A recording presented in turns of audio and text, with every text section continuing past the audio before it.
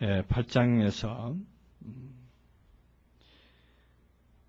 이제 12절 후반부로 들어가면은 예수님의 증거가 이제 확실히 보여지는 그러한 상황이 나옵니다.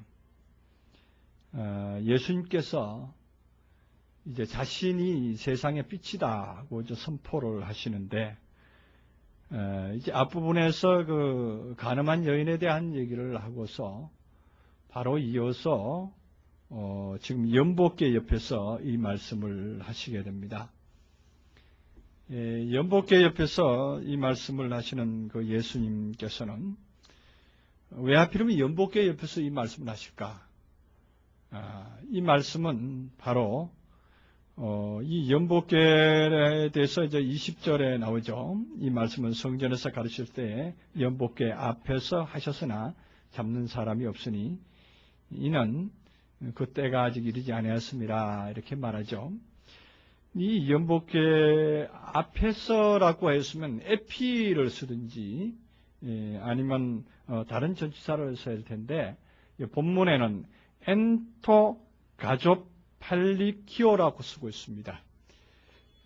엔토 가조팔리키오라고 쓰는 이 말은, 엔토라고 하면은 이제 연복궤 앞쪽이 아니라 속이 되죠. 연복궤 안으로 N이라고 하는 전치사를 쓰면 연복궤 안에서 말씀하셨다 이런 얘기인데, 다시 말하면 연복궤의 자격으로 말씀하셨다 이렇게 볼 수가 있습니다. 왜냐하면 이 가조필라키오라는 이 단어가 연복궤도 되지만 보고도 되거든요. 보고.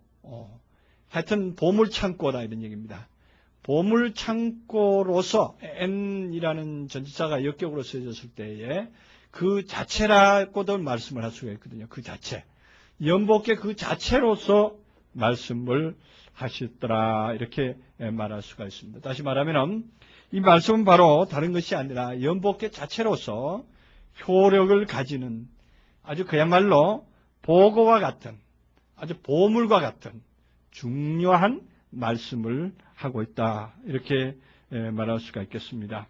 왜 그러냐면은 12절에서 하신 말씀은 예수께서 돌려가사대 나는 세상의 빛이다 그럽니다. 나를 따르는 자는 어둠에 다니지 아니하고 생명의 빛을 얻으리라 이렇게 말합니다. 그 생명의 빛을 얻을 수 있는 것은 예수님을 따르기만 하면은 된다 이렇게 말씀하시는 겁니다.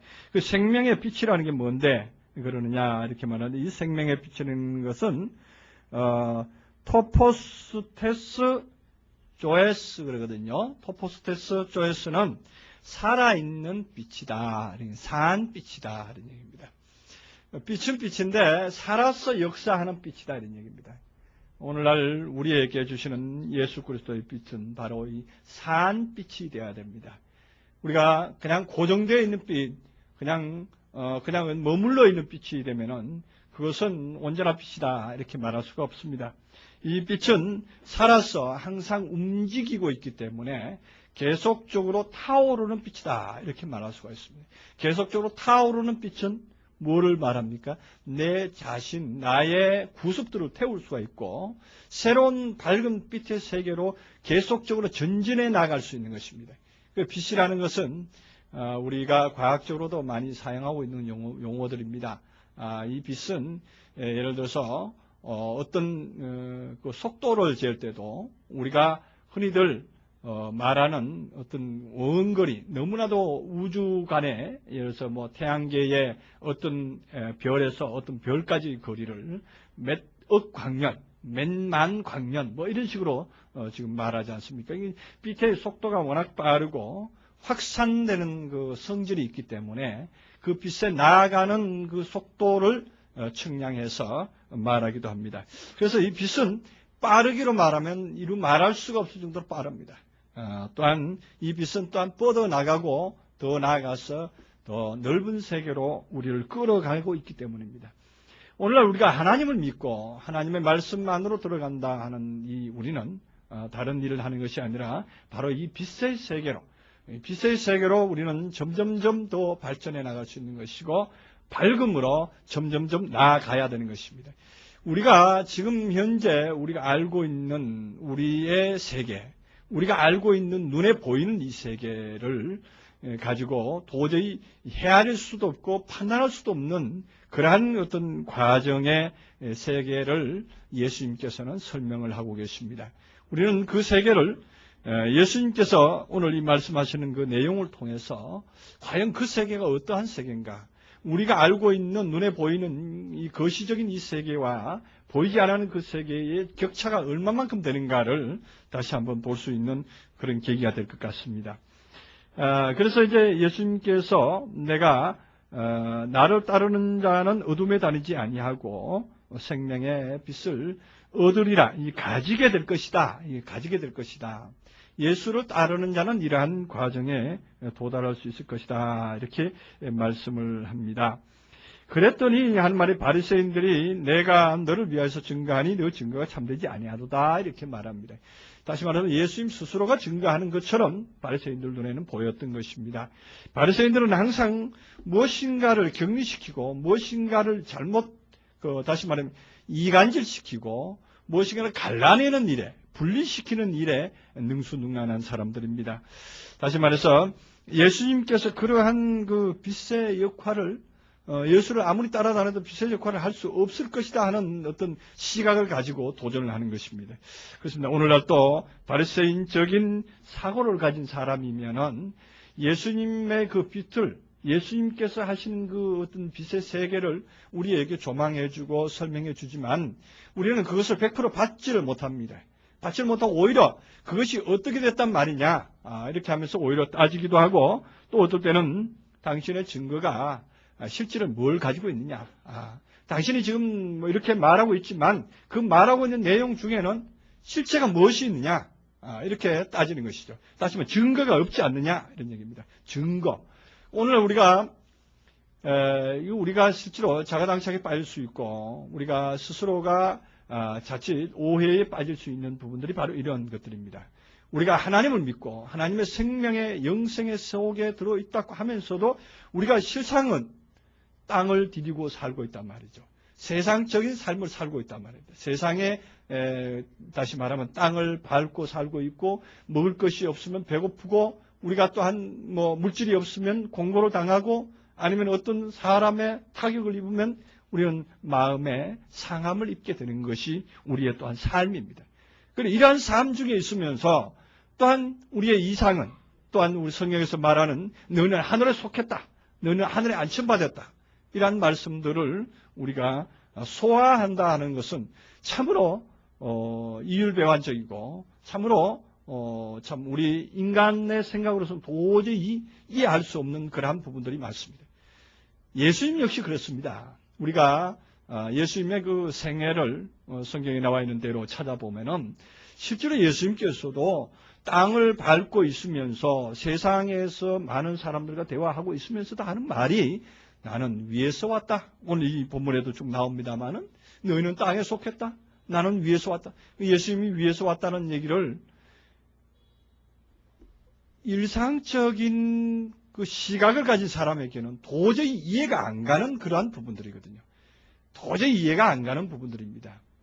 그런데 그들을 따른 예수님을 따르는 제자들 뿐만 아니라 이후에 이제 많이 나온 제자들이 있습니다만 그런 분들은 그걸 소화를 시켰다는 것입니다. 이해를 하고 소화시켰다는 얘기입니다. 바리새인과 사두개인들 또한 바리새인과 율법사들은 그것을 소화를 시키지 못한 사람들 중에 속합니다. 왜 그러느냐? 그 사람들은 서기관들은 글을 쓰는 사람들 아닙니까? 글을 가지고 따지는 거예요. 문자적으로 따집니다. 성경에 이렇게 나와 있는데 이러이러한 조건에 부합되지 않으니까 당신은 그게 아니지 않느냐 하고 그 증거를 하나의 글자적인 차원, 문자적인 차원에서 증거를 내세우는 그러한 사람이고 또한 바리새인들은 무엇이냐? 바리새인들은 무엇인가 분리시키는 그런 차원이 되다 보니까 하나님과 사람을 분리시켜서 생각합니다. 항상 하나님과 사람을 분리시키고 세상과 하늘을 분리시켜놓고 생각합니다. 그런데 우리가 잘 아는 바 예수님께서는 하늘과 땅을 분리시킨 분이 아닙니다. 하늘과 땅을 통일시킨 분입니다. 우리가 에베소서에 보면은 하늘에 있는 것과 땅에 있는 것을 통일되게 하려 하십니다. 이렇게 나와 있습니다. 통일되는 역사를 예수님께서 하셨다는 얘기죠. 그럼 어떻게 그런 일이 있을 수 있는가 하는 얘기를 우리가 생각을 해보면 하늘과 땅의 통일은 다른 것이 아니라 바로 내 존재 안에서 일어나는 사건이라고 보면은 정확하게 맞아떨어져야 합니다. 내 생각 속에, 내 마음 속에서 일어나는, 내 육체 속에서, 내 생각 속에서 일어나는 현상들이라고 생각하면은 간단히 하늘과 땅이 통일되는 역사를 맞이할 수가 있고 볼 수가 있는 것입니다. 그래서 에덴 동산에 선악과가 있었고 생명과가 있었는데 실제적으로 두 나무가 이쪽에는 생명과 이쪽에는 선악과가 따로 있었던 것이 아니라 한 나무 속에서 두 가지 성질을 가지고 있었다는 것으로 우리가 다시 유추해서 볼 수가 있지 않습니까? 한 나무 속에서 두 가지가 있고 내 몸 안에, 내 마음 안에 에서와 야곱이 두 존재가 존재한다는 것입니다. 그 사도 바울이 그렇지 않습니까? 내가 원하는 바 선을 한치 아니하고 원치 아니하는 바 악이 내게 함께 있는 것을 보는도다. 이렇게 말하면서 내 속에 두 가지 법이 존재하는 줄 안다. 바울은 이렇게 말하고 있습니다. 그래서 우리 속에 두 가지 존재가 있다는 것을 알아야 되는 것입니다. 그래서 그것을 알 때에 결국은 하늘과 땅의 통일된 역사와 내 안에서 일어나는 모든 현상들을 우리는 확실하게 짚기 때문에 결과적으로 그 모든 것들을 보고 있느라면은 우리가 만유 위에 계시는 하나님, 만유로 역사하시는 하나님의 그 속성을 우리는 전수받을 수 있고 그 속성으로 말미암아서 우리가 어떠한 사람으로 변화될 수가 있는 것입니다. 그러나 그것을 분리시켜 놓고 보면 이 바리새인이 다른 게 아니에요. 격리시켜 놓고 보니까 아무리 봐도 그게 타당하지 않거든요. 하늘은 하늘이고 땅은 땅이다 이런 얘기입니다. 하늘은 하늘이고 땅은 땅이니까 어떻게 땅이 하늘 될 수 있으며 하늘이 땅이 될 수 있느냐 이런 얘기죠. 그런데 예수님께서는 그 일을 오늘 증거를 하십니다. 자세히 한번 들어가 보겠습니다. 예수께서 대답하여 가라사대 내가 너희를 위하여 증거하여도 나를 위하여 증거하여도 내 증거가 참되니 나는 내가 어디서 오며 어디로 가는 것을 알미오니와 너희는 내가 어디서 오며 어디로 가는 것을 알지 못하느니라 이렇게 되어 있습니다. 이게 무슨 말입니까? 예수님께서는 내가 어디서 오며 어디로 가는지를 알기 때문에 내가 참이다 이런 얘기를 합니다.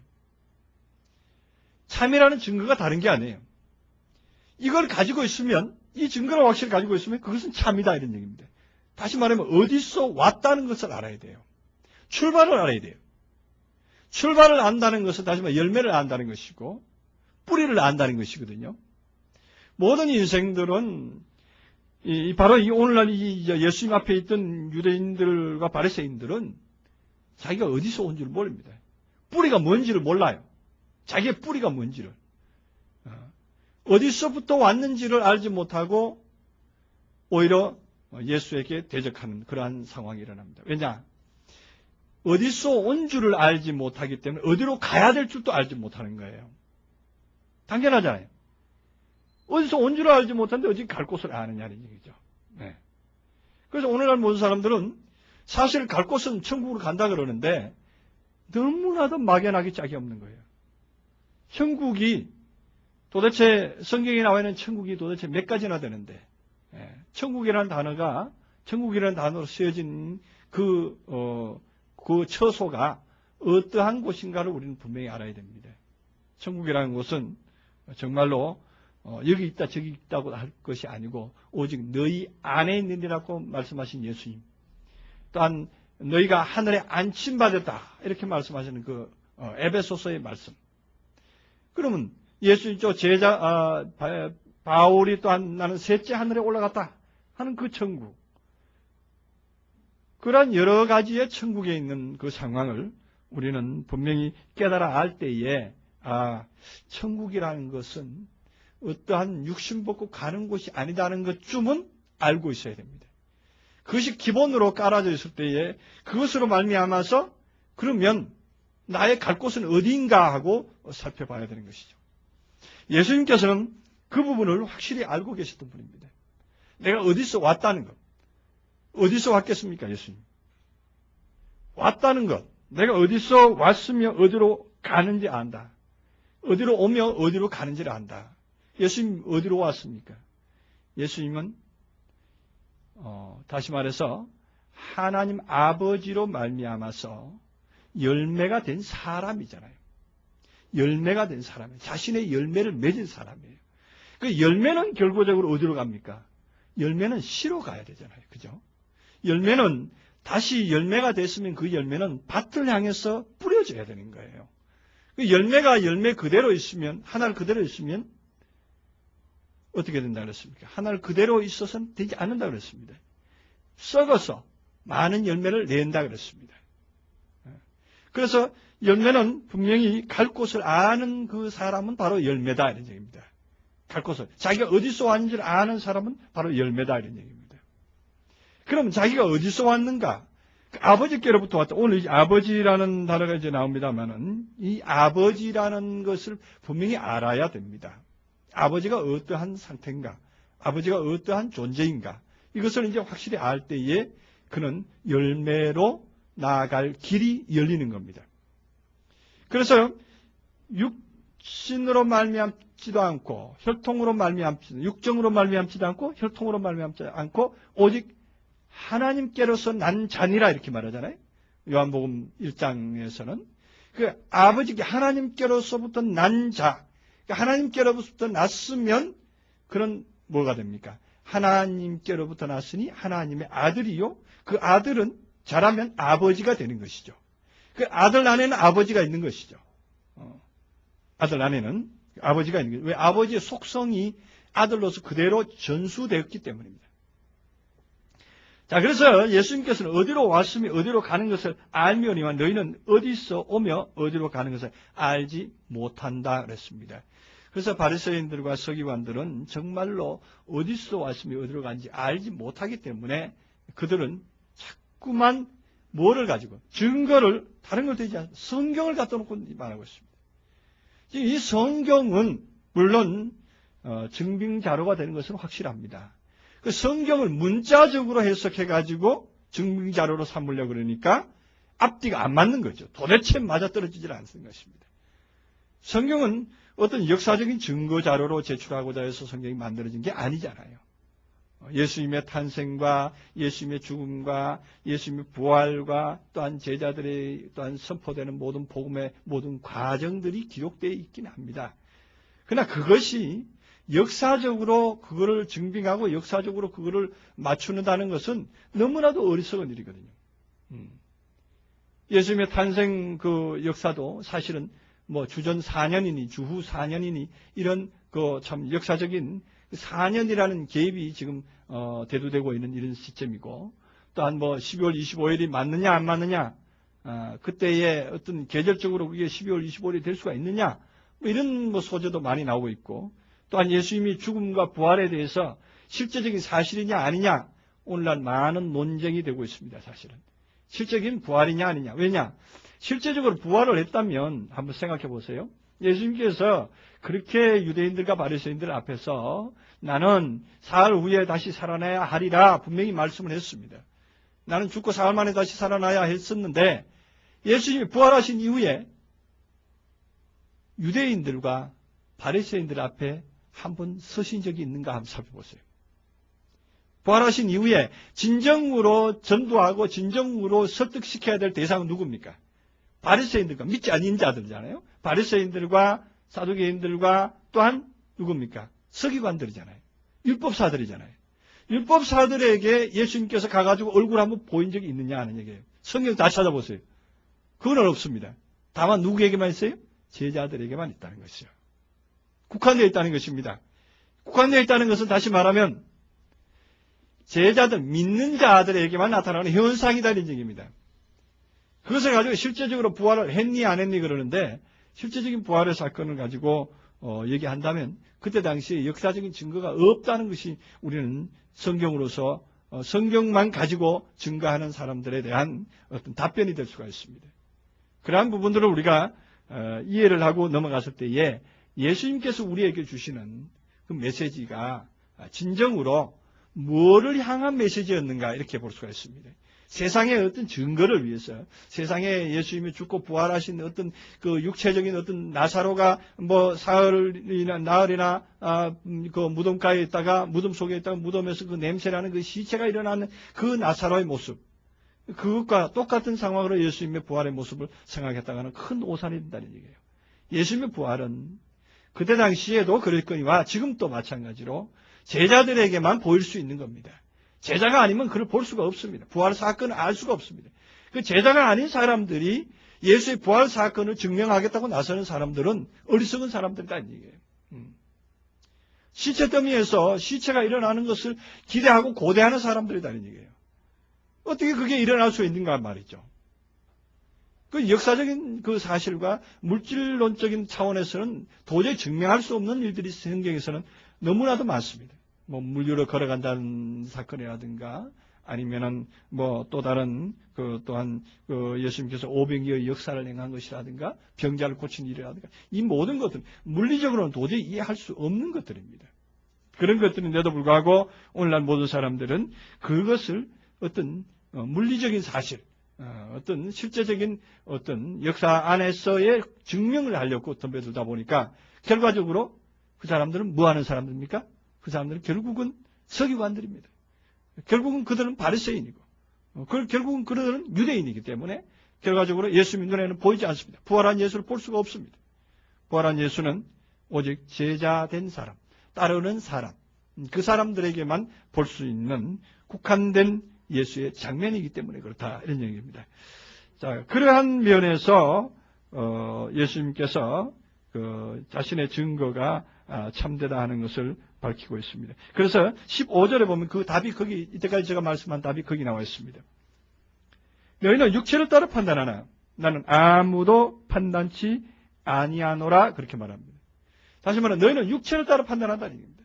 그렇습니다. 오늘 모든 사람들이 육체적인 증거를 예수님 앞에서 요구합니다. 하나님 앞에서 요구합니다. 육체적인 증거. 하나님의 어떤 역사하심이 자기의 어떤 육체와 또한 현실적으로 교회 안에서 아니면 어떤 그룹 안에서 나타나지기를 고대하고 기대하고 있습니다. 그러나 그것은 허망한 생각인 것을 바로 말씀해 주는 부분이 육체를 따라서 판단한다는 거예요. 외적인 것을 사르크스적인 차원에서 하나님을 헤아리고 하나님을 보려고 그런다는 얘기죠. 사르크스 차원에서는 도저히 보이지 아니하는 것이 하나님의 역사입니다. 사르크스들은 도저히 볼 수가 없습니다. 오직 영으로만, 하나님은 영이시니 그러지 않습니까? 하나님은 영이시니 예배하는 자가 영과 진리로 예배할지니라 이렇게 되어 있습니다. 영이신 하나님을 영으로 대하지 아니하고 뭘로 대한다? 사르크스로 대한다? 볼 수가 없습니다. 예수님의 부활 사실도 그러한 것입니다. 사르크스 차원에 있는 사람들에게는 보이지 아니하는 수수께끼와 같은 것입니다. 오늘 이 본문에서 너희는 육체를 따라 판단하나 난 아무도 판단하지 아닙니다. 예수님께서는 판단을 하셨습니다. 많은 사람을 판단했습니다. 그런데 나는 아무도 판단치 않는다 하는 얘기는 무슨 말이냐? 나는 아무도 육체로 판단치 않는다는 얘기입니다. 여기 한글 성경에서는 육체라는 단어 빠졌습니다만은 원문에도 빠졌습니다만은 이게 의미상으로 육체라는 것이 삽입되어야 될 부분입니다. 번역을 하려면 그렇죠. 예수님께서는 왜 판단을 안 했습니까? 많은 사람 판단하고 헤아렸습니다. 심지어 유대인과 바리새인들 앞에서 너희 독사의 자식들하고 판단해서 헤아렸습니다. 너희는 회칠한 무덤이라고 말했습니다. 그러한 부분들은 어디서 나오는가? 판단을 했기 때문이다. 무엇을 판단했느냐? 그런 육체를 따라서 판단하지 않았습니다. 오직 아버지와 함께 판단을 했다는 것이죠. 아버지와 함께. 그래서 16절 만일 내가 판단하여도 내 판단은 참나니 이는 나 혼자 하는 것이 아니요 나를 보내신 이가 나와 함께 계심이라 이렇게 말하죠. 여기서 내 판단은 참다니 내가 혼자 하는 것이 아니고 나를 보내신 이가 보내신 이라고 하는 파테르가 나를 보내신 아버지가 있기 때문이다 이런 얘기입니다. 예수님의 판단은 정확하다. 예수님의 판단은 진정한 진리다. 이렇게 말할 수 있는 것은 아버지가 있기 때문이다 이런 얘기입니다. 그래서 너희 율법에도 두 사람의 증거가 참되다 기록되었으니 그럼 두 사람 증거 예수와 아버지가 둘이라 이런 얘기죠. 두 인격을 예수님께서는 주장하고 있습니다. 둘이라는 것을 주장하고 있습니다. 혼자 증거하는 것은 헛된 것이 될 수 있지만 두 사람의 증거가 있을 때는 너희는 받아들여라 이런 얘기거든요. 그런데 보이는 두 사람이 아니고 보이지 않는 한 사람이 속에 있다는 것을 예수님께서는 전제하고 보이지 않는 한 사람은 바로 아버지다고 하면서 말씀을 하고 있습니다. 내가 너희를 위하여 증거하는 자가 되고 나를 보내신 아버지도 나를 위하여 증거하는 시인이라 이렇게 말합니다. 그래서 내가 나를 위하여 증거하는 자가 되고 나를 보내신 아버지도 나를 위하여 증거하는 사시느니라 이렇게 말하는데 이 증거라는 단어가 이제 나왔죠. 이 증거라는 단어. 이 증거가 도대체 어떤 증거가 되길래 증거하는 자가 중요하냐 하는 얘기입니다. 이 증거자가 없으면 안 됩니다. 실제로 우리에게도 증거자가 없으면 우리는 이 자리에 설 수도 없고 우리는 또한 존재할 수가 없습니다. 그래서 나의 나됨을 증거해주는 증거자가 절대적으로 필요합니다. 우리에게 실제적으로 우리에게 정말로 증거하는 증거자가 없다면 우리는 도저히 하나님을 믿을 수가 없습니다. 믿는 자라고 우리가 인정할 수가 없습니다. 우리가 믿어지지 못합니다. 그럼 이 증거가 어디서 나오느냐? 우리는 요한일서를 한번 보아야 되겠습니다. 요한일서 5장 9절부터 10절에 보면은 요한일서 5장 9절 10절 393쪽입니다. 393쪽 제가 읽겠습니다. 만일 우리가 사람들의 증거를 받을진대 하나님의 증거는 더욱 크도다. 하나님의 증거는 이것이니 그 아들에 관하여 증거하신 것이니라. 하나님의 아들을 믿는 자는 자기 안에 증거가 있고 하나님을 믿지 아니하는 자는 하나님을 거짓말하는 자로 만드나니 이는 하나님께서 그 아들에 관하여 증거하신 증거를 믿지 아니하였습니다. 또 증거는 이것이니 하나님이 우리에게 영생을 주신 것과 생명이 그 아들 안에 있는 이것이라 그랬습니다. 이게 말은 무슨 말이냐? 그 아들을 믿는 자에게는 하나님의 아들을 믿는 자에게는 증거가 있다. 하나님의 아들이 어디 있는데요? 하나님의 아들은 곧 내 자신이 하나님의 아들인 것을 믿어질 때입니다. 내 자신이 하나님의 아들인 것을 믿어질 때에 그 사람은 증거가 있습니다. 내 자신이 하나님의 아들인 것을 믿어지지 아니할 때는 그 사람 그 속에는 증거가 없습니다. 무엇인 얘기냐? 내 자신이 하나님의 아들인 것을 어떻게 믿을 것이냐?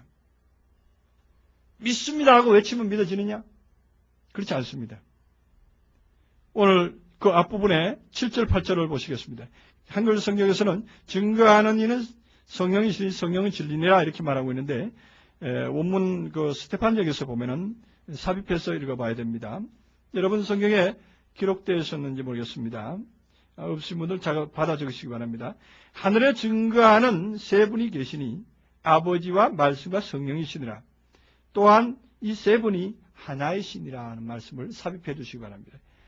스테판역에서는 있는데 알란드역에서는 기록되어 있지 않기 때문에 한글 성경은 알란드역을 쫓아서 번역하다 보니까 이것이 빠졌습니다. 그래서 하늘의 증거는 세 분이 계시는데 아버지가 계시고 말씀도 계시고 성령이 계시다. 또한 이 세 분이 하나다 하는 얘기입니다. 그 하늘의 증거는 무슨 증거냐? 내가 하늘적인 삶을 살고 있다면 하늘적인 삶을 살고 있는 성도는 무슨 증거를 가졌느냐? 아버지 유도를 가져야 되고 말씀도 가져야 되고 성령을 가져야 됩니다. 아버지가 뭔데 그러느냐? 이 아버지라는 것은 우주 속에 역사하는 하나님의 역사합니다. 이렇게 볼 수가 있죠. 우주 속에 역사하는 하나님이 역사합니다. 우리가 하나님 아버지 하고 우리는 기도합니다. 아버지 하나님하고 기도하는데 그 아버지 하나님을 우리는 우리가 흔히들 알기를 어떻게 합니까? 나를 낳아준 아버지. 그렇지. 나를 낳아준 아버지가 있듯이 영적으로 나를 낳아준 아버지가 있어. 그러면서 영적으로 낳아준 아버지에 대해서 희미하게나마 나름대로의 어떤 초상화를 그려놓고 있습니다. 마음에 초상화를 그려놓고 있습니다. 그럼 그 아버지가 도대체 어떻게 생겼는지 얼굴이나 본 적도 없습니다. 그러면서도 나름대로 이미지가 있습니다. 나름대로. 아버지라는 분이 계셔. 하나님 아버지야. 위대하신 분이야. 온 우주를 지배하시는 분이야. 능력이 많으신 분이야. 이렇게 지금 생각을 하고 있다고요. 근데 그 아버지가 진정으로 이제 들어가 보면은 그 아버지가 누구냐? 이제 오늘 이 본문에도 나옵니다만 너 아버지가 누구냐? 너 아버지 어디 있느냐? 하고 이제 유대인들과 바리새인들이 묻습니다. 그런 부분을 우리도 똑같은 질문을 받을 수 있습니다. 이 아버지에 대한 얘기는 이 부분에 가서 이제 다시 말씀드리고, 그리고 이제 말씀이다. 말씀과 성령을 우리가 가지고 있어야 됩니다. 우리가 하늘에 있다면 말씀도 있어야 되고 성령이 있습니다. 말씀 뭡니까? 로고스입니다. 그야말로 역사되는 모든 말씀, 이때까지 기록되었던 모든 말씀이 내 속에서 하나의 응집된 상태로, 이걸 제가 말씀드릴 때 얼음과 같이 고체로 있는 상태다 이런 얘기죠. 그것이 하나님의 열정, 그리스도의 열정, 복음 전하고자 하는 그 열정이 있을 때 그 얼음이 녹아서 물이 돼가지고 그것이 흘러나올 때 레마다 이렇게 말했습니다. 그 레마는 그 뭐하느냐? 그 레마는 결과적으로 성령의 역사를 가리킨 것이다. 내가 하는 말이 영이요 생명이다 이렇게 말이죠. 그래서 그 안에 고체로 있는 그 로고스가 그것이 다시 녹아져서 흘러나올 때에 그것은 레마로 되는데 그 레마가 사람의 귓전을 울리고 사람의 마음 속에 들어갔을 때 침투력이 있는 것입니다. 그 침투력이 있어가지고 그 속에 완전히 어떻게 됩니까? 들어가는 거예요. 들어가서 차고 앉을 수가 있는 거예요. 딱 들어가서 거기에 앉을 수 있는 것이 그게 뭐예요? 영이다 이런 얘기입니다. 그래서 우리가 이 영에 대해서 논할 때에 에베소서 2장에 있는 말씀을 그랬죠. 지금도 불순종 가운데 역사하는 영들, 그때는 내가 세상의 풍속을 쫓고 불순종 가운데 역사하는 그 영들에게 쫓겨다녔다는 얘기죠. 그 세상 풍속을 쫓는 것이 뭔데 그러냐? 세상 풍속이 바로 영이라는 얘기잖아요. 세상 풍속이 뭔데? 오늘날 우리가 배워왔던 모든 지혜와 지식, 인간적인 어떤 사상의 모든 것들이, 사상 누각과 같은 것들이 우리 속에 잠재해 있는 것이에요. 그 잠재하고 주둔해 있는 것이 뭐냐? 그 영의 주둔이에요, 사실은. 그걸 보고 악령이다 이렇게도 말할 수 있습니다. 그게 세상적인 영이다 이런 얘기죠. 세상적인 생각이고 세상적인 영이었단 말이에요. 그게 왜 영이라고 표현할 수 있느냐? 그건 다시 말해서 움직인다 이런 얘기예요. 뭔가 활동한다 이겁니다. 그 어떤 지각이고 어떤 고정된 지식 같은 거는 그냥 딱 머물러 있고 맙니다. 그러나 우리가 어렸을 때부터 터득되어 온 모든 어떤 학문과 어떤 그 철학과 어떤 도덕이라든가 어떤 생활의 기준 같은 거 있지 않습니까? 그것들은 우리를 영영 우리를 얽어매고 있다는 사실입니다. 그런 일도 상당히 많습니다. 우리가 어른들만 하는 말, 우리가 헌금이라든가 예배 참석이라든가 기도라든가 이런 부분이 사실은 그 모든 것들이 사실은 우리는 이미 벗어나야 되는 것들인데 자세히 들어가 보면은 거기에 아직도 매여 있는 부분들이 많습니다. 매여 있는 부분들이 많거든요. 한 습관처럼 매여 있는 거예요. 그 잔재들이 우리를 얽어매고 있는 거예요. 우리가 또한 세상적인 어떤 도덕관념들 있지 않습니까? 그 도덕관념들에 대해서도 정말로 우리 인간들을 얼마나 얽어매는지 우리는 그 부분에 대해서 한번 생각을 해볼 필요가 있습니다. 어떤 책에서 제가 본 얘기인데 실제로 그렇게 가능한 얘기입니다. 사람들이 가지고 있는 그 관념이 얼마나 무서운지 하나 예를 든다면 그렇습니다. 어떤 처녀가 예를 들어서 밤길을 나가다가 밤길에 어떤 강도를 만나서 어떤 그 강도를 만나고 강간질까지 당했다고 합시다. 그랬을 때에 그 처녀는 그 강간질 당한 것 때문에 이제는 시집도 못 가는 것이고 그걸로 인해 가지고 이제 온 가족이 그로 인해서 머리를 싸매고 참 온 난리를 칠 것입니다. 더 나아가서 그것으로 말미암아서 그 처녀는 결과적으로 고민에 빠지다가 나중에는 자살할 수도 있는 것입니다. 그럼 만약에 그 사람이 자살하는 데까지 나갔다고 생각해 봅시다. 그렇다면 그를 자살하게 한 것이 무엇이냐 하는 것이에요. 그 생명만큼 그 정조라든가 그 어떤 간음에 대한 어떤 또는 강간에 당한 것에 대한 그 어떤 그것이 자기 생명만큼 바꿀 수 있는 그렇게 중요한 것이냐? 그렇게 중요한 것이냐 하고 따지고 들어가 보면은 아니거든요. 전혀 아니거든요. 그거는 전혀 그렇게 생각할 이유가 하나도 없는 것이거든요. 그것을 사람들은 생각하지 못합니다. 그것이 어떤 정조관념, 그것이 목숨보다 더 귀한 걸로 알고 있단 말입니다. 그것이 그 당한 여자뿐만 알고 있는 게 아니라 그 이웃들이 더 알고 있는 거예요.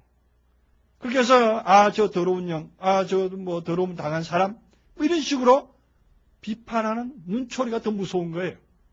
본인도 본인이지만 그 당한 그 사람이 더 그 주변에 있는 사람들이 더 어떤 그걸 가지고 그런 시각을 가지고 그런 각도로 그런 어떤 잣대로 상대를 해야 된단 말입니다. 그럴 때는 그것이 낯뜨거워서 그것이 어떤 모독과 같아서 그것을 못 견디고 결국은 죽음에까지 치닫는 그러한 것이 오늘날 세상의 관념들입니다. 제가 하나 신뢰했고 작은 거 하나 들었습니다. 그것뿐만 아니라 많은 것들에서 그런 부분이 우리 인간을 지배하고 있다는 것입니다. 왜 그런 것들이 우리를 지배하게끔 우리는 방치되어 있는가? 그것은 바로 인간이 세운 율례와 인간이 세운 법도 속에 찌들어져 있는 거예요. 그 불순종 가운데 역사하는 영들이 우리를 지배하고 있는 거예요, 사실은. 그러다 보니까 그러한 것들의 테두리를 벗어나지 못하는 거예요. 그 테두리를. 그래서 그것이 사회성이 되어버리는 거예요. 여론화되어 버리는 거예요. 그러니까 예수님께서는 이 세대를 탈출해 나오라는 거예요. 그러한 관념 속에서 탈출해 나오는 거예요. 성령의 역사라는 것이 거룩한 영의 역사라는 게 바로 그런 것입니다. 그러한 테두리와 그러한 어떤 관점들을 완전히 무시하고 탈출해 나와야 되는 것입니다. 이 탈출해 나오는 것이 보통 일이겠느냐 하는 얘기죠. 그렇기 때문에 그때 당시에는 창기와 세리가 돼야 되고 오늘날에서는 또한 예수님께서는 또한 잃어버린 양의 상태로까지 가야 된다는 것입니다. 그 잃어버린 양의 상태, 그 유대 땅에서 실제로 그 유대에 있는 그 유대인들의 그 상술에도 보면은 그 유대에서 탈출해 나간 사람, 그 사람들은 이방인과 같이 취급을 했거든요. 빠져나간 사람들은. 그 사람들과 거래도 안 합니다, 실제로. 그랬던 상황인데 그들은 곧 죽음이나 다름없습니다. 그런 상황인데도 그들은 탈출해서 나와야 했던 것입니다. 오늘날도 마찬가지입니다. 오늘날도 이 세대의 사람들이 알고 있는 사고방식에서 관념에서 우리는 탈출되어 나와 있기 때문에 저들이 볼 때는 이방인과 같고 저들이 볼 때는 모순투성이와 다름이 없습니다. 그러나 예수님께서 했던 그 행동과 예수님께서 했던 처세술에 대해서 우리는 살펴볼 필요가 있습니다. 실상은 그러할지라도 예수님께서는 어디로 갔습니까? 낮은 데로 임했다는 것입니다. 나는 갈 곳을 안다 그랬습니다. 나 어디서 와서 어디로 가는지 안다 그랬습니다. 그 어디로 가는데 그러느냐? 예수님은 노심초사 밭에 마음이 있었다는 것이죠. 왜? 시기 때문에. 신은 항상 밭을 향하게 되어 있습니다. 밭을 바라보게 되어 있습니다. 언제나 그 밭에 심겨질까? 언제나 그 밭에 심겨져서 언제나 싹을 낼까? 그것이 예수님의 한결같은 마음이었다는 것입니다. 그래서 씨가 아니면 구태여 밭으로 갈 필요가 없죠. 돌멩이 같은 경우에는 밭으로 갈 필요가 없습니다. 왜? 어디 자기 있는 대로 가든지 아니면 비가 오면 굴러 떠내려가면 그만이에요. 근데 씨기 때문에 내가 갈 곳을 안다 그랬습니다. 우리가 바로 그래야 됩니다. 열매라면은 또한 씨인 것을 알아야 됩니다. 그 열매가 무엇인데? 열매는 씨가 자라서 열매가 된 거잖아요. 우리 개개인에게 다 믿음의 씨가 들어와서 그것이 자라서 열매가 되었을 때, 다시 말하면 아들이 있는 것이 아니라 아들 안에서 자라서 아버지의 상태가 됐을 때, 장가가고 시집갈 수 있는 상태가 됐을 때, 그는 오로지 짝을 찾아간다 이런 얘기죠. 밭을 찾아간다 이런 얘기예요. 밭이 곧 세상이고 밭이 곧 여인이니까 그걸 찾아가는 거잖아요. 찾아가서 그것이 이제 결혼을 하게 되고 거기서 다시 자녀를 낳게 되는 그런 상황이 나오는 거죠. 자, 그래서 이제 증거라는 것이 바로 있게 되는데 그 증거는 바로 아버지와 말씀과 성령의 상태를 가지고 있어야 된다는 것을 요한일서 5장 9절 10절 봤습니다. 또 한 절을 더 보고 넘어가야 되겠네요. 요한일서 5장에 왔으니까 요한일서 5장 8절에는 또 이렇게 봐야 됩니다. 증거하는 이가 셋이니 성령과 물과 피라 이렇게 나와 있는데 또 이 셋이 합하여 하나니라. 여기 증거하는 이가 셋이라고 했는데 여기 원문에 들어가면 땅에는 증거하는 이가 셋이니 하고 땅이 따로 나옵니다. 7절은 하늘의 증거요. 8절은 땅의 증거입니다.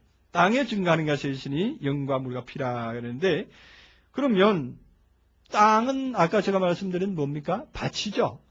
밭이면 아직 이제 열매를 내야 되는 상황이죠. 아직 열매를 아직 못 내고 있는 그 상황입니다. 열매를 가지고는 있으되 열매를 못 내고 있는 상황이기 때문에 그 사람들은 무엇이 필요하냐? 물이 당장 필요하죠. 물, 말씀이 필요하죠. 그런데 말씀인데 이 말씀이 무슨 말씀이냐? 말로 가지고 있는 거예요, 사실은. 이 말씀이 이제 고체화된 로고스가 아니고 말로 가지고 있는 거예요. 이 말이 뭐가 됩니까? 다시 말해, 말이 씨가 된다 이런 말이 있죠. 우리가 한국말에도 말이 씨가 된다는. 저희가 전한 말, 내가 마이크를 통해서 전파된 말이 여러분들 마음속에 심겨집니다. 이 심겨지는데 잠시 머물게 된다는 얘기죠. 왜 머무르냐? 확증될 때까지는 머무러야죠. 검토할 시간이 필요합니다. 제가 말씀을 던진다고 해서 여러분들 100% 오케이. 아, 맞습니다, 목사님. 그렇습니다. 박수 치고 받지만 그것이 받아졌느냐? 이제 뿌려진 것 뿐이에요. 이제 그 다음에는 어떻게 해요? 뿌려진 다음에는 어떻게 해요? 흙으로 덮기도 하고, 그 다음에 수분이 나와서, 땅에서부터 수분이 나와서 그 씨를 섞여야 됩니다. 섞이는 절차가 있습니다. 그 다음에 비로소 씨는 다시 움트고 싹이 올라옵니다. 그랬을 때에 그것이 이제 생명을 가졌다. 말씀이 났다. 이렇게 말할 수가 있는 것이죠.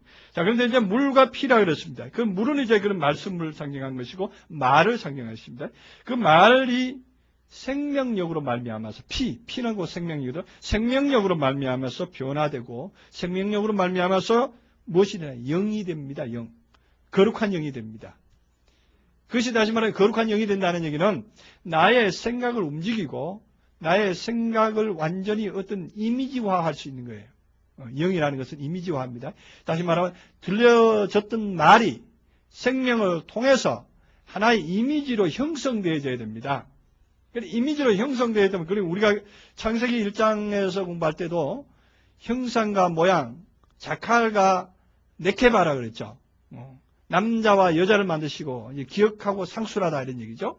기억돼야 되고, 우리 머릿속에 하나님의 형상이 기록돼야 되고, 기억돼야 되고, 상술돼야 되고, 표현돼야 된다는 얘기죠. 자칼과 네케바를 하나님께서 우리 형상과 우리 모양대로 사람을 만들자. 그놓고서 남자와 여자를 만드시는 게 자칼과 네케바를 만들었단 말이죠. 그건 이제 흔히들 말하는 우리 인간의 어떤 모양을 말하는 것이 아니라 사람 두뇌 속에 형상과 모양을 각인시키는 하나님의 디자인을, 하나님의 어떤 이미지를 그들 속에 완전 각인시키는 그러한 것인데, 그것은 무엇으로 하느냐? 물과 피가 있었을 때 가능하다. 성령과 물과 피가 어디에? 밭에 항상 있어야 된다는 얘기죠. 우리가 듣는 입장이고, 내가 아주 여자적인 입장이고, 밭적인 입장이고, 땅적인 입장이라면 이것을 가지고 있었을 때에 소출을 낼 수가 있다는 얘기죠. 그래서 결과는 그에서 나오는 싹이 나중에 열매로 나오는 것이죠. 그 열매가 나오면 그게 어디야? 열매는 어디가? 곡간에 들어간 거죠. 이 곡간이 어디냐? 곡간이 하늘이란 말이에요. 곡간에 이제 올라가면은 이제는 증거가 셋이 또 다른 증거를 가지는데 아버지로 가질 수 있고, 그죠? 하늘에는 증거가 아버지도 있고 말씀도 있고 성령이 있잖아요. 이제 올라가면 그는 뭐냐? 땅에서 소출해서 올라가면 그는 아버지가 되는 거예요. 이 땅에 있을 때는 아들이에요. 그래서 예수님도 땅에 있을 때는 아버지요 불렀던 거예요. 자기가 아들이다 이렇게 말했던 거예요. 근데 이제 올라가면 그 제자들 앞에서 내가 아버지께로 간다, 아버지께로 간다는 얘기가 뭐예요? 내가 아버지가 된다 이런 얘기잖아요. 내가 언제가 아버지가 될 것이다 이런 얘기예요. 조만간에 아버지가 될 것이다. 그래서 아버지로 이제 승천하는 거예요. 아버지로. 그게 하늘이거든요. 그 차원을 말씀을 하고 있는 것입니다. 자, 그래서 19절, 이제 본문을 다시 들어갑니다. 8장 19절. 이에 저희가 묻되 내 아버지가 어디 있느냐? 예수께서 대답하되 너희는 나를 알지 못하고 내 아버지도 알지 못하는도다. 나를 알았다면 내 아버지도 알았으다. 이렇게 말했죠. 자, 이게 무슨 말입니까? 이에 저희가 묻되 너희 아버지가 어디 있느냐? 아버지가 어디 있느냐? 오늘 이 아버지의 상황을 우리 확실하게 인식을 하고 넘어가야 됩니다. 아버지가 어디 있느냐? 아버지가 어디 있느냐 말은 아버지가 누구냐 말도 돼요. 아버지가 또 무엇이냐 말도 돼요. 어디 있느냐? 우리는 지금 아버지가 어디 있느냐? 진짜 오늘날 우리들에게 아버지가 무엇이며 무슨 역할을 하며 어디 있습니까? 어떤 분들은 그럽니다. 아버지는 그 바울이 말하기를 내가 복음으로 너희를 낳았다. 세상에는 뭐 스승은 많은데 아비는 많지 아니하니 이렇게 하니까 아비라고 해서 다시 말해서 복음 가르치는 자가 아버지지. 맞습니다. 그러나 아버지의 일부분입니다. 아버지의 전체는 아니죠. 아버지의 전체를 우리는 찾아올 수 있어야 됩니다. 아버지의 전체가 무엇이냐? 아버지께서 보내서 아버지 일을 대행하게 한 사람은 이제 사역자일 수는 있습니다. 근데 그 아버지를 예수님께서 지금 말하는 게 아니잖아요. 예수님께서 말하는 예수님을 누가 가르쳐 주셔서 뭐 예수님을 제가 했던 그 아버지가 어떤 계셔서 그런 게 아니잖아요. 예수님이 가졌던 그 아버지 상은 무엇일까? 그것은 바로 다시 말해서 이 아버지라는 단어, 이 파테르라는 단어는 구약에 가면 아부라는 단어입니다. 이 아부라는 단어가 구약 히브리어 1번입니다. 첫 번째 스트롱 넘버를 가지고 있는데 이 아부라는 단어는 뭐냐? 조상이라는 단어거든요. 이 조상 그럼 우리 조상, 우리 할아버지, 할머니, 아니 증조부 그 조상 말하냐? 그런 의미도 아닙니다. 그 조상 말하면 다시 말해서 나를 구약 저 어떤 엄청난 차원의 창세기에서부터 시작해서 끌어오신 그분, 나를 여기까지 끌어오신 그분이 아버지단 말이죠. 그럼 만유 안에 계셔서 그분이 역사하시는 그 아버지인데 그 역사하시는 그 아버지가 무엇이냐? 한마디로 말하면 사실은 이 만유의 모든 것들이 나의 아버지들이에요. 히브리서 기자는 그렇게 말합니다. 우리에게 둘러싸는 허다한 증인들이 있다 이렇게 말합니다. 구름같이 둘러싸는 허다한 증인들이 있다. 사실은 그들이 다 아버지인 거예요. 그래서 우리를 가르치고 우리를 끌어가는 그 하나의 원대한 파워가 중심적으로 역사하는 그 우주의 차원, 그 우주의 만유의 차원이 그게 다 아버지라는 것입니다. 그러니까 우리는 그걸 아버지로 받아들여야 되는 것이에요. 그것을 보는 눈, 그것을 보는 시각이 우리들에게 필요합니다. 그래서 나를 과거의 엄청난 차원의 많은 세월 중에서부터 여기까지 끌어오신 분은 결과적으로 하나님 한 분이신데 그 하나님 한 분이 어떤 존재로서 어떤 사람으로서 일개의 어떤 사람으로 지칭할 수 있느냐? 불가능한 일이죠. 나를 여기까지 끌어오기 위해서는 수많은 어떤 엑스트라가 필요했고 수많은 어떤 그 힘이 필요했습니다. 더 넓은 의미로 말한다면은 나에게 음식을 제공해주고 나에게 곡물을 제공해주는 땅도 아버지라고 말할 수 있습니다. 나에게 좋은 공기를 주어서 나를 살려서 나를 여기까지 호흡하게 하는 그 어떤 대기의 기온도 대기의 기류도 아버지라고 말할 수가 있습니다. 그 넓은 의미의 아버지를 우리는 생각을 해야 되고 그 넓은 의미의 아버지가 어떤 한 사람에게 부딪혀져서 한 사람의 손을 빌려서 나에게 복음을 줬다. 그렇게 해서 바울처럼 그 아버지를 또한 생각해 볼 수가 있습니다. 그 아버지는 결과적으로 어디에 있습니까? 그 아버지는 만유 위에 계시고 만유 안에 계시는 분. 그래서 우리는 고린도전서 15장에서 첫 열매인 그리스도요. 모든 것이 순서대로 되리니 차례대로 되리니 하면서 첫 열매인 그리스도요. 그 다음엔 그에게 붙은 자요.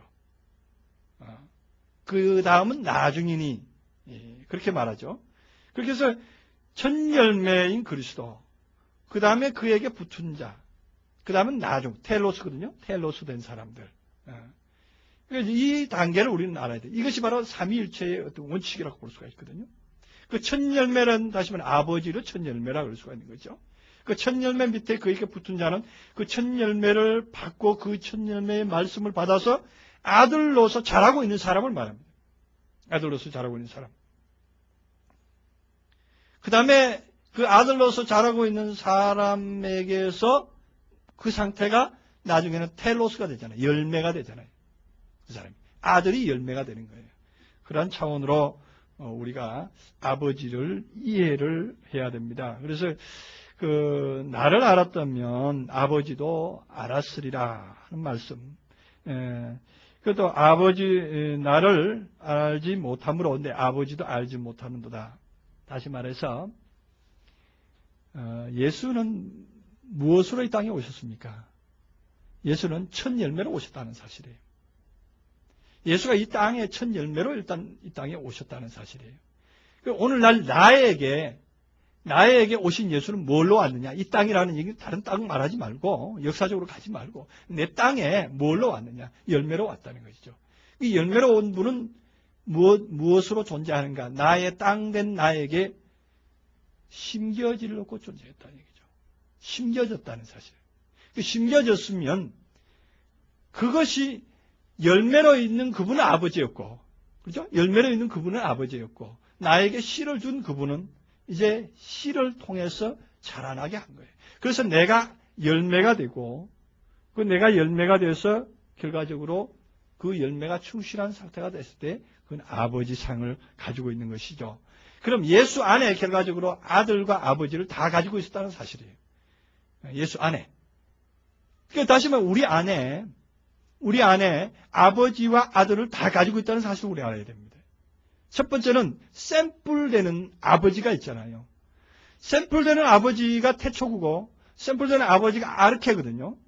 이 아르케된 시작점, 이 시작을 출발점을 우리가 알지 못하면 결과적으로 열매를 알지 못하게. 그 시작이 곧 열매고 열매가 시작인데 다만 이 시작은 열매 아버지로서 나에게 와가지고 나에게서 출발을 하는 점이 있다는 것이요. 씨로 출발하는 점이 있단 말이죠. 씨로 출발을 했으면 이 씨는 결국 자라나야 된다는 것이요. 아버지만큼. 그 원래 뿌린 그 씨앗만큼, 그 샘플만큼 되어져야 된다는 것이죠. 그 되어진다는 것이죠. 그리고 그 상태는 내 안에서 이룩되고 있고 변화되고 있고 진행되고 있는 상태면은 그것을 발견한 사람이면은 아버지도 알고 인자도 안다 이런 얘기가 됩니다. 그래서 우리는 바로 그러한 상태에 있고 그러한 상태에 나의 모습이 변화되고 있다는 사실입니다. 되어가고 있다는 사실을 우리는 목도해야 됩니다. 그랬을 때에 우리는 진실로 아버지를 알게 된다 이런 얘기입니다. 그래서 우리는 결과적으로 우리의 복음의 목표가 오직 그 아버지가 되는 것, 그게 복음의 목표가 되어야 됩니다. 아버지가 되는 과정에 대해서 우리는 씨로 우리가 받았다는 사실을 우리는 또 망각해서도 안 되고 씨는 결과적으로 아버지를 향해서 계속적으로 자라져 나가야 된다는 사실. 그걸 씨라는 것을 분명히 알고 있고 아버지라는 것을 분명히 알고 있으면 그러면 이제 우리가 요한일서 3장 2, 3절에 사랑하는 자들아 너희는 지금은 자녀다. 장래에 어떻게 될 것을 아직 나타나지 않았으나 그가 나타나심이 되면 그와 같을 줄을 아는 것은 그의 계신 그대로 볼 것을 인함이라. 우리가 사랑하는 자녀다 말이에요. 아직은 자녀다 말이에요. 그러나 아직 나타나지 않은 거예요. 아직 그의 아버지의 모습이 아직 우리 안에 보이지 않습니다. 그러나 장차 보여지면은 그와 같다. 아버지와 같다. 아버지와 얼굴과 얼굴을 대면해 보는 그런 상황이 나온다 하는 말씀을 하고 있는 것입니다. 그래서 우리는 이 상황으로 우리는 빨리 나가야 될 것이고 이 상황이 됐을 때 우리는 비로소 온전한 그 아들의 모양이요 아버지의 모양을 보았다. 이렇게 말할 수가 있는 것입니다. 20절에는 이 말씀은 성전에서 가르칠 때에 연복궤 앞에서 하셨으나 잡는 사람이 없으니 이는 그의 때가 아직 이르지 아니하였음이라 이렇게 말합니다. 예수님께서 잡힌다 하는 얘기는 예수님께서 이제 거두어 드리는 것이죠. 잡는다는 건 우리가 예수께서 잡힌다는 것으로서 어떤 꼭 뭐 십자가에 못 박기 위해서 잡는 거, 죽이기 위해서 잡는 거 이런 상태인데 죽이기 위해서 잡는다 하는 얘기는 어떻게 마지막으로 거둔다 이런 차원도 되는 거예요. 그런 차원으로 되는데 아직 때가 이르지 않았다. 왜냐? 그들의 때는 아직 이르지 않았거든요. 왜냐?